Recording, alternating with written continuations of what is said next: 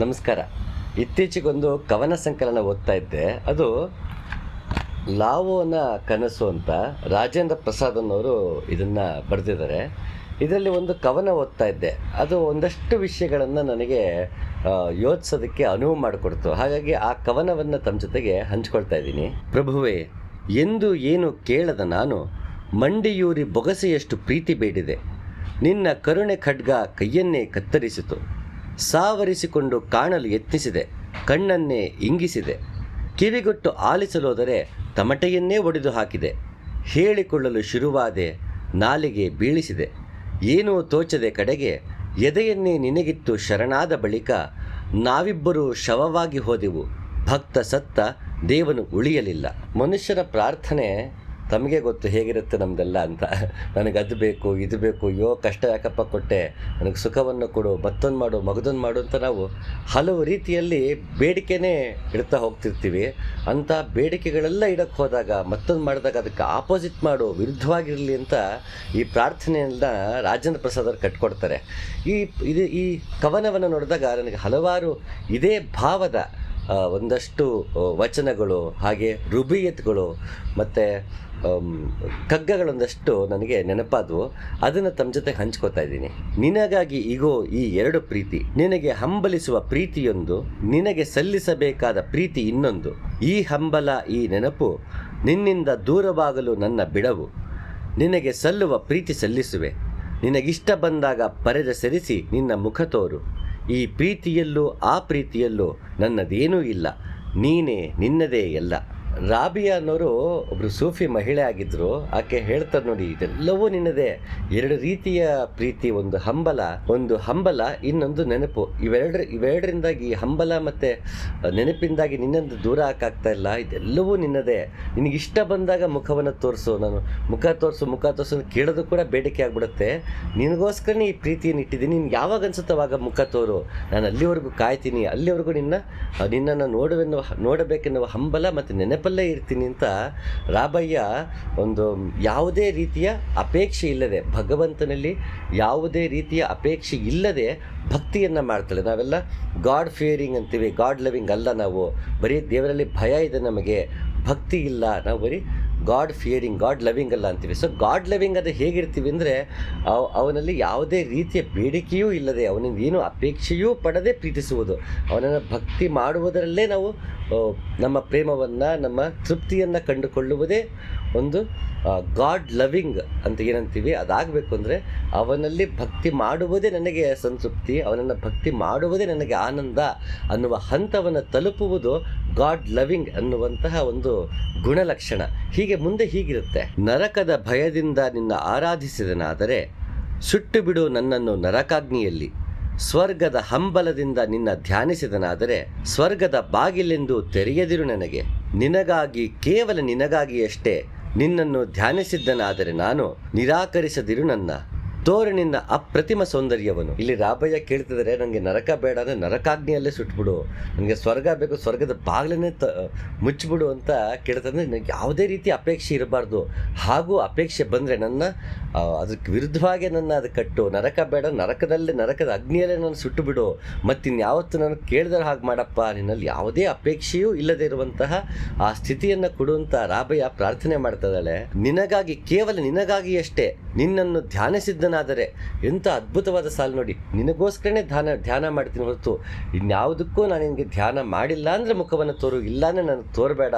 ಅಲ್ಲಿ ಹೇಗೆ ನಿಮ್ಮ ಮುಖ ತೋರೋವರೆಗೂ ನಾನು ಕಾಯ್ತೀನಿ ಅಂತ ಹೇಳಿದ್ರು, ಹಾಗೆ ಇಲ್ಲಿ ನಿನಗೋಸ್ಕರ ಧ್ಯಾನ ಮಾಡಬೇಕು, ಇನ್ಯಾವುದಕ್ಕೂ ಅಲ್ಲ.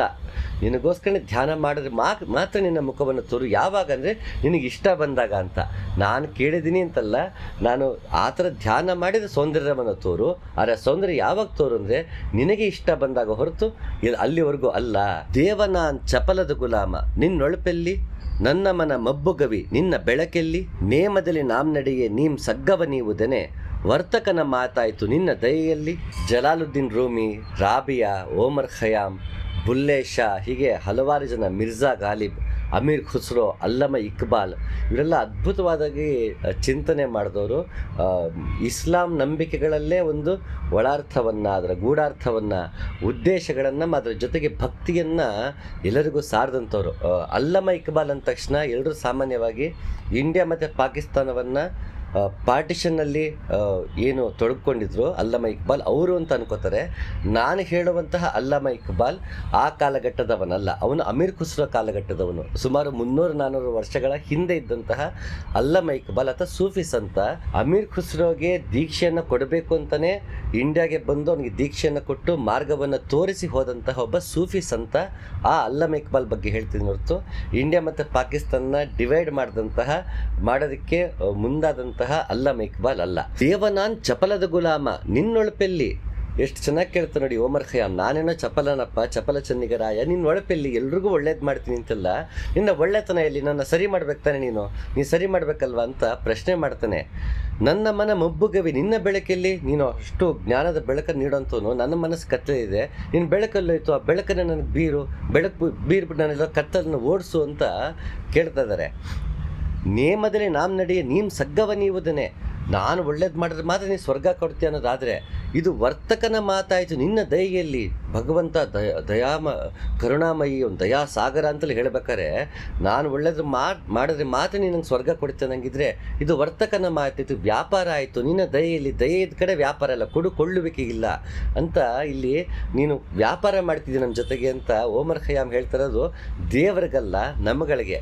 ಭಗವಂತರನ್ನು ಹೇಗೆ ಅಂದ್ಕೊಂಡಿರ್ತೀವಿ ನಾವು, ವ್ಯಾಪಾರದ ರೀತಿಯಲ್ಲಿ ಭಗವಂತರನ್ನ ಹೇಗೆ ನೋಡ್ತೀವಿ ಅದನ್ನು ಪ್ರಶ್ನೆ ಮಾಡೋಕ್ಕೆ ಓಮರ್ ಖಯ್ಯಾಮ್ ಕೇಳ್ತಾನೆ ಹೊರತು ಭಗವಂತನ ಕೇಳ್ತಿಲ್ಲ. ಇದರ ಮುಖಾಂತರ ನಮಗೆ ನಾವು ಪ್ರಶ್ನೆ ಮಾಡ್ಕೊಳ್ಳೋಕೆ ಬಿಡ್ತಾ ಇದ್ದಾನೆ.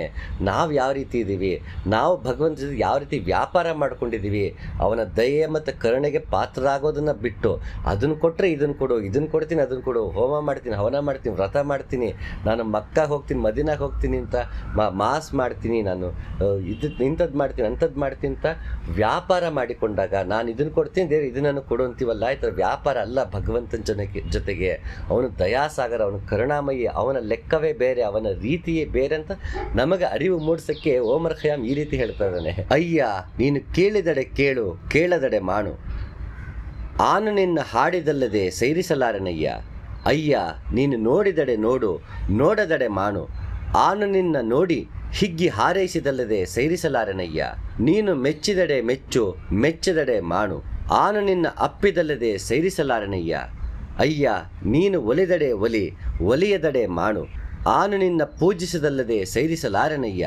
ಚನ್ನಮಲ್ಲಿಕಾರ್ಜುನಯ್ಯ ಆನು ನಿಮ್ಮ ನರ್ಚಿಸಿ ಪೂಜಿಸಿ ಹರ್ಷದಳು ಓಲಾಡುವೆನಯ್ಯ. ನೀನು ನೋಡು, ನೋಡದೇ ಇರು, ಕೇಳು, ಕೇಳದೇ ಇರು, ನೀ ಏನೇ ಮಾಡಿದ್ರು ನಿನ್ನ ಧ್ಯಾನ ಮಾಡ್ತಾನೆ ಇರ್ತೀನಿ, ನನಗದು ಸಂಬಂಧವೇ ಇಲ್ಲ ಅಂತ ಅಕ್ಕ ಮಹಾದೇವಿ ಹೇಳ್ತಾರೆ. ಇದನ್ನು ಭಕ್ತಿಯ ವ್ಯೂ ಪಾಯಿಂಟಲ್ಲೂ ನೋಡಬಹುದು, ಇದನ್ನು ಯೋಗದ ವ್ಯೂ ಪಾಯಿಂಟಲ್ಲೂ ನೋಡ್ಬೋದು. ಕೇಳಿದರೆ, ನೋಡಿದರೆ, ಮೆಚ್ಚಿದರೆ, ನಿನ್ನನ್ನು ಅಪ್ಪಿದರೆ ಇದೆಲ್ಲವೂ ಯೋಗಕ್ಕೆ ಸಂಬಂಧಪಟ್ಟ ಹಾಗೂ ನೋಡ್ಬೋದು. ಅದು ಮತ್ತೊಂದಿನ ನೋಡೋಣ. ಸದ್ಯಕ್ಕೆ ಭಕ್ತಿ ಮಾರ್ಗದಲ್ಲೇ ನೋಡೋಣ. ನೀನು ಕೇಳಿಸ್ಕೊಳ್ದಿದ್ರೆ ನಿನ್ನ ಕೊಂಡಾಡ್ತೀನಿ, ನೀನು ನನ್ನ ಕಡೆ ನೋಡಿಲ್ಲ ನಾನು ನಿನ್ನ ನೋಡ್ತೀನಿ, ನನಗೆ ಏನು ಕೊಟ್ಟಿಲ್ಲ ಅಂದರೆ ನಾನು ನಿನ್ನ ಪೂಜಿಸ್ತೀನಿ ಅಂತ ಅಕ್ಕ ಮಹಾದೇವಿ ಹೇಳ್ತಿದ್ದಾರೆ. ಹಾಗೆ ಯಾವುದೇ ಅಪೇಕ್ಷೆ ಇಲ್ಲದೆ ನಿನ್ನನ್ನು ನಾನು ಪೂಜಿಸ್ತೀನಿ, ಯಾವುದೇ ಅಪೇಕ್ಷೆ ಇಲ್ಲದೆ ನಾನು ನಿನ್ನ ಪ್ರೀತಿಸ್ತೀನಿ, ಯಾವುದೇ ಅಪೇಕ್ಷೆ ಇಲ್ಲದೆ ನಿನ್ನ ಭಕ್ತಿ ಮಾಡ್ತೀನಿ ಅಂತ ಅಕ್ಕ ಮಹಾದೇವಿ ಹೇಳಿದಾಗೆ ಮತ್ತೊಂದು ಸೊಗಸಾದ ಒಂದು ವಚನವನ್ನು ಅಕ್ಕ ಮಹಾದೇವಿ ನಮಗೆ ಕೊಡ್ತಾರೆ. ಮನೆ ಮನೆ ದಪ್ಪದೆ ಕೈಯೊಡ್ಡಿ ಬೇಡುವಂತೆ ಮಾಡಯ್ಯ, ಬೇಡಿದಡೆ ಇಕ್ಕದಂತೆ ಮಾಡಯ್ಯ, ಇಕ್ಕಿದಡೆ ನೆಲಕ್ಕೆ ಬೀಳುವಂತೆ ಮಾಡಯ್ಯ, ನೆಲಕ್ಕೆ ಬಿದ್ದಡೆ ನಾನೆತ್ತಿಕೊಂಬುದಕ್ಕೆ ಮುನ್ನವೇ ಸುನಿ ಎತ್ತುಕೊಂಬುದಕ್ಕೆ ಮಾಡಯ್ಯ ಚನ್ನಮಲ್ಲಿಕಾರ್ಜುನಯ್ಯ. ಅಕ್ಕ ಮಹಾದೇವಿ ಕೇಳ್ತಿದ್ದಾರೆ, ನನ್ನ ಮನೆ ತಿರುಗೋ ಹಾಗೆ ಮಾಡು, ಮನೆಗೆ ತಿರುಗೋ ಹಾಗೆ ಮಾಡಿದಾಗ ನನಗೆ ಭಿಕ್ಷೆ ಸಿಗದೆ ಹೋಗಲಿ, ಹಾಗೇನಾದರೂ ಸಿಕ್ಕಿದ್ರೆ ಅದು ನನ್ನ ಕೈಯಿಂದ ಜಾರಿ ಹೋಗಲಿ, ಹಾಗೇನೋ ಜಾರಿ ಹೋದ ಎತ್ಕೊಳ್ಳೋಕೆ ಹೋದರೆ ನಾ ಎತ್ಕೊಳ್ಳೋಕ್ಕೂ ಮುಂಚೆ ಒಂದು ನಾಯಿ ಬಂದು ಆ ರೊಟ್ಟಿನ ತೊಗೊಂಡು ಹೋಗ್ಬಿಡ್ಲಿ ಅಂತ ಅಕ್ಕ ಮಹಾದೇವಿ ಕೇಳ್ತಾರೆ. ಅಂದರೆ ನಾನು ಆ ರೀತಿಯಲ್ಲಿ ನನಗೆ ಯಾವುದೂ ಸಿಗದೆ ಹೋಗಲಿ, ನಾನು ಏನೂ ಅಪೇಕ್ಷೆಯೇ ಪಡದೇ ಇರೋ ಹಾಗೆ ನಿನ್ನನ್ನೇ ಸುಮ್ಮನೆ ಹಾಗೆ ಪ್ರೀತಿಸುವಂತಹ, ಏನನ್ನೂ ಬಯಕೆ ಇಟ್ಟುಕೊಳ್ಳದೆ, ಯಾವುದೇ ಬೇಡಿಕೆಗಳಿಲ್ಲದೆ, ಅಪೇಕ್ಷೆಗಳಿಲ್ಲದೆ ಬದುಕುವಂತೆ ಮಾಡುವಂಥ ಅಕ್ಕ ಮಹಾದೇವಿ ಕೇಳ್ಕೊತಾ ಇದ್ದಾರೆ. ಈ ರೀತಿ ಭಕ್ತಿ ನಮಗೆ ಯಾಕಿರಬೇಕು ಅಂತ ನಾವು ಮೊದಲು ಯೋಚನೆ ಮಾಡಬೇಕು. ನಾವು ಎಲ್ಲರಲ್ಲೂ ಬಯಸ್ತೀವಿ, ಎಲ್ಲರಲ್ಲೂ ಅಪೇಕ್ಷೆ ಪಡ್ತೀವಿ, ನಿರೀಕ್ಷೆ ಇಡ್ತೀವಿ, ಹಾಗೆ ಭಗವಂತನಲ್ಲೂ ಇಡ್ತಾ ಹೋಗ್ತೀವಿ. ಯಾವಾಗ ನಾವು ಭಗವಂತನಲ್ಲಿ ಆ ರೀತಿ ಅಪೇಕ್ಷೆಗಳನ್ನ ಕಡಿಮೆ ಮಾಡ್ಕೊಳ್ತಾ ಹೋಗ್ತೀವಿ, ಜೀವನದಲ್ಲೂ ಅಪೇಕ್ಷೆಗಳು, ನಿರೀಕ್ಷೆಗಳು ಕಾಮನೆಗಳು ಕಡಿಮೆ ಆಗ್ತಾ ಹೋಗುತ್ತೆ. ಯಾವಾಗಂತ ಕಡಿಮೆ ಆಗ್ತಾ ಹೋಗುತ್ತೆ, ನಮಗೆ ಇರುವಂತಹ ಸುಖ ದುಃಖಗಳೇನಿದೆ ಅದರಲ್ಲಿ ವ್ಯತ್ಯಾಸ ಕಡಿಮೆ ಆಗ್ತಾ ಹೋಗುತ್ತೆ, ನಮಗೆ ದುಃಖಗಳು ಕಡಿಮೆ ಆಗ್ತಾ ಹೋಗುತ್ತೆ, ಹತಾಶೆಗಳು ಕಡಿಮೆ ಆಗ್ತಾ ಹೋಗುತ್ತೆ. ಆಗ ನಾವು ಸುಲಭವಾಗಿ ಒಂದು ಸುಖ ದುಃಖಗಳನ್ನು ಮೀರಿದಂತಹ ಒಂದು ಭಾವದಲ್ಲಿ ಜೀವನ ಮಾಡೋದಕ್ಕೆ ಸಾಧ್ಯ. ಆದರೆ ಅದು ಕಷ್ಟ ಆಗತ್ತೆ. ಯಾಕೆಂದರೆ ಗುಂಡಪ್ಪ ಹೀಗೆ ಹೇಳ್ತಾರೆ: ಕಾಳನು ಉದಯದೆ ಬಿತ್ತಿ ಸಂಜೆಗದು ಪೈರಹುದೆ, ಪಾಲುಂಟು ಕಾಲಂಗೆ ನಮ್ಮ ಕೃಷಿಗಳಲ್ಲಿ, ವೇಳೆ ಗಡು ಮರೆತು ಆತುರದಿನೇ ಅಡುಗೆ ಪಕ್ಕಹುದೆ, ತಾಳ್ಮೆಯ ಪರಿಪಾಕ ಮಂಕುತಿಮ್ಮ. ನಾವು ಬೆಳಗ್ಗೆ ಬೀಜನ ಬಿತ್ಬಿಟ್ಟು ಸಂಜೆ ಪೈರ್ಬೇಕು, ಫಸಲು ಬೇಕು ಅಂದರೆ ಆಗತ್ತಾ? ಪಾಲುಂಟು ಕಾಲಂಗೆ ನಮ್ಮ ಕೃಷಿಗಳಲ್ಲಿ, ನಾವೇನು ಕೃಷಿ ಮಾಡ್ತೀವಿ ಅದರಲ್ಲಿ ಕಾಲ ಅನ್ನೋದೊಂದು ಪಾಲಿದೆ, ಅದರದ್ದು ಕೆಲಸ ಇದೆ. ನಾವು ಬೀಜ ಸರಿಯಾದ ಸಮಯದಲ್ಲಿ ನಾವು ಬಿತ್ತನೆ ಮಾಡಬೇಕು, ಅದು ಸರಿಯಾದ ಸಮಯದಲ್ಲಿ ಮೊಳಕೆ ಹೊಡಿಬೇಕು, ಅದು ಗಿಡವಾಗಬೇಕು, ತದನಂತರ ಅದು ಫಲ ಕೊಡಬೇಕು. ಅದರಲ್ಲಿ ಕಾಲನ ಪಾತ್ರ ಕೂಡ ಇದೆ. ಹಾಗಾಗಿ ತಾಳ್ಮೆಯ ಪರಿಪಾಕ ಮಂಕುತಿಮ್ಮ. ಅಡುಗೆ ಮಾಡಬೇಕಾದ್ರೂ ಅವನಿಗೆ ಅನ್ನಕ್ಕಿಟ್ಟೆ ಅಂದ ತಕ್ಷಣ 2 ವಿಸಿಲ್ಗೋ 3 ವಿಸಿಲ್ಗೋ ಕಾಯಬೇಕಾಗತ್ತೆ. ನಾ ಅನ್ನಕ್ಕಿಟ್ಟಿನ 2 ನಿಮಿಷ ತೆಗೆದ ತಕ್ಷಣ ಕುಕ್ಕರಲ್ಲಿ ಅನ್ನ ಆಗಿರಲ್ಲ. ಅಲ್ಲಿ ಒಂದು ಪಾಕ ಇದೆ, ಅದು ಪರಿಪಕ್ವತೆಗೆ ಹೋಗ್ಬೇಕು. ಅಲ್ಲಿವರೆಗೂ ತಾಳ್ಮೆಯಿಂದ ಇರಬೇಕು. ನಾವು ಯಾವಾಗ ಈ ರೀತಿಯ ಭಕ್ತಿಯನ್ನು ನಾವು ಮಾಡ್ಕೊಳಕ್ಕೆ ಹೋದಾಗ ಅದು ತಾಳ್ಮೆ ಕಲಿಸುತ್ತೆ. ಮತ್ತು ತಾಳ್ಮೆ ಇದ್ದಾಗ ಈ ರೀತಿ ಭಕ್ತಿ ಬರುತ್ತೆ. ಇದು ಬರೀ ಅಧ್ಯಾತ್ಮಕ್ಕೆ ಅಂತಲ್ಲ, ಸಹಜ ಜೀವನದಲ್ಲೂ, ನಮ್ಮ ದಿನನಿತ್ಯ ಜೀವನದಲ್ಲೂ ಆ ರೀತಿಯ ತಾಳ್ಮೆಯನ್ನು ಕಲಿತಾಗ ನಮ್ಮ ಕೆಲಸಗಳು ಮಾಡ್ತಾ ಹೋಗ್ತಿದ್ದೀವಿ. ಅದಕ್ಕೆ ನಾವು ಫಲಗಳನ್ನು ಅಪೇಕ್ಷೆ ಪಡ್ತಾ ಹೋಗ್ತೀವಿ. ಯಾವಾಗ ನಮಗೆ ಬೇಕಿರೋ ಫಲಗಳು ಎಲ್ಲವಾಗಲೂ ಸಿಗಲ್ಲ, ಆಗ ನಾವು ಹತಾಶರಾಗ್ತೀವಿ, ದುಃಖಕ್ಕೆ ಒಳಗಾಗ್ತೀವಿ, ಖಿನ್ನತೆಗೆ ಒಳಗಾಗ್ತೀವಿ. ಆಗ ನಾವು ನನ್ನ ಗ್ರಹಗತಿಗಳು ಸರಿಗಿಲ್ಲ, ಮತ್ತೊಂದಿಲ್ಲ ಅಂತ ಕಂಡ ವ್ರತಗಳನ್ನ ಮಾಡ್ತೀವಿ, ದೇವ್ರ ಹತ್ರಕ್ಕೆ ಹೋಗ್ತೀವಿ. ಅದರಿಂದ ಒಳ್ಳೇದಾಗಲ್ಲ ಅಂತ ನಾನು ಹೇಳ್ತಿಲ್ಲ. ಯಾವುದೇ ಒಂದು ಸಮಸ್ಯೆ ಅಲ್ಲಿ ಮುಗಿದ್ರೆ ಮತ್ತೊಂದು ಸಮಸ್ಯೆ ಜೀವನದಲ್ಲಿ ಇದ್ದೇ ಇರುತ್ತೆ. ಹಾಗೆ ಮತ್ತೆ ಅದನ್ನೇ ಮಾಡ್ತಿರ್ತೀವಿ. ಯಾವಾಗ ನಾವು ನಮ್ಮ ಕೆಲಸಗಳು ನಾವು ಮಾಡ್ತಾ ಹೋಗಬೇಕು, ಮಿಕ್ಕಿದ ಭಗವಂತನ ಬಿಡಬೇಕು ಅಂತ ಗೊತ್ತಾಗುತ್ತೆ. ಆಗ ಎಲ್ಲ ಸಮಸ್ಯೆಗಳು ಬಂದಾಗ ಧೈರ್ಯದಿಂದ ತಾಳ್ಮೆಯಿಂದ ಎದುರಿಸುವಂಥ ಒಂದು ಮನಸ್ಥಿತಿ ಮತ್ತು ಶಕ್ತಿ ನಮಗೆ ದೊರಕತ್ತೆ. ಇಲ್ಲ ಅಂದರೆ ಎಲ್ಲವಾಗಲೂ ಹತಾಶರಾಗ್ತಾ ಹೋಗ್ತಿರ್ತೀವಿ. ನಮ್ಗೆ ಒಳ್ಳೇದಾಗಬೇಕು ಅಂತಲೇ ಹೋಗ್ತಿರ್ತೀವಿ. ಆ ರೀತಿ ನಾವು ನಮ್ಮ ಆತ್ಮಸ್ಥೈರ್ಯ ಏನಿದೆ ಮತ್ತು ಮನುಷ್ಯ ಪ್ರಯತ್ನ ಇದೆ, ಅದರ ಬೆಲೆ ನಾವು ಕಳ್ಕೊಳ್ತಾ ಹೋಗ್ತೀವಿ. ನಾವು ಇನ್ನೊಬ್ಬರ ಮೇಲೆ, ಇನ್ನೊಂದು ವಸ್ತುವಿನ ಮೇಲೆ ಅಥವಾ ಇನ್ನೊಂದು ವಿಷಯದ ಮೇಲೆ ಅವಲಂಬಿತರಾಗ್ತಾ ಹೋಗ್ತೀವಿ. ನಮ್ಮ ಒಂದು ಸ್ವಂತ ಕಾಲ ಮೇಲೆ ಜೀವನವನ್ನು ನಡೆಸುವಂತಹ ಶಕ್ತಿನ ಕಳ್ಕೊಳ್ತಾ ಹೋಗ್ತೀವಿ. ಅದಾಗಬಾರ್ದು ಅಂತಂದರೆ ನಮಗೆ ತಾಳ್ಮೆಯ ಪರಿಪಾಕ ಮಂಕುತಿಮ್ಮ. ನಾವು ಬೀಜ ಬಿತ್ತಬೇಕು, ಫಲ ಕೊಡೋವರೆಗೂ ನಾವು ತಾಳ್ಮೆಯಿಂದ ಇರಬೇಕು. ಆ ಹೊಲವನ್ನು ಕಾಪಾಡ್ಕೊಳ್ತಾ ಹೋಗೋದು ಅಷ್ಟೇ ಕೆಲಸ ಆಗುತ್ತೆ ಹೊರತು, ಬೀಜ ಬಿತ್ತಿದ ನಂತರ ಫಲ ಕೊಡೋವರೆಗೂ ಏನಿದೆ ಅದು ಕಾಲಕ್ಕೆ ಬಿಟ್ಟಿದ್ದು, ನಮ್ಮ ಕೈಲಿ ಇಲ್ಲ ಅದು ಅಂತ ನಮ್ಮ ಗುಂಡಪ್ಪ ಹೇಳ್ತಾ ಇದ್ದಾರೆ. ನಂಬು ದೇವರ ನಂಬುದೆನ್ನುವುದು ಲೋಕ, ಕಂಬನಿಗೆ ನಿಡುವ ಜನ ನಂಬಲೊಲ್ಲದರೆ, ಹಂಬಲನೆ ತೊರೆದಂಗೆ ನಂಬಿಕೆಯ ಹಂಗೇಕೆ, ತುಂಬು ವಿರತಿಯ ಮನದಿ ಮಂಕುತಿಮ್ಮ. ಎಲ್ಲರೂ ದೇವ್ರ ನಂಬು ಅಂತಾರೆ, ಖಂಡಿತ ನಂಬ್ತಾನೆ ಮನುಷ್ಯ. ಯಾಕೆ ನಂಬಲ್ಲ? ಯಾಕೆಂದರೆ ಅವ್ನಿಗೆ ಅಷ್ಟೊಂದು ಕಷ್ಟಗಳು ಜೀವನದಲ್ಲಿ ದುಃಖ ಅಲ್ಲಿ ಇರಬೇಕಾದ್ರೆ ಖಂಡಿತ ದೇವ್ರು ನಂಬ್ತಾನೆ. ಯಾಕೆ ನಂಬಲ್ಲ ಅಂತಾನೆ? ಖಂಡಿತ ಅನ್ನಲ್ಲ. ಯಾಕೆಂದರೆ ಅವ್ನಿಗೆ ಅಷ್ಟೆಲ್ಲ ಜೀವನದಲ್ಲಿ ಕಷ್ಟಗಳಿರ್ಬೇಕಾರೆ, ದುಃಖ ಹತಾಶೆಗಳಿರ್ಬೇಕಾರೆ ಖಂಡಿತ ನಾವು ನಂಬ್ತೀವಿ.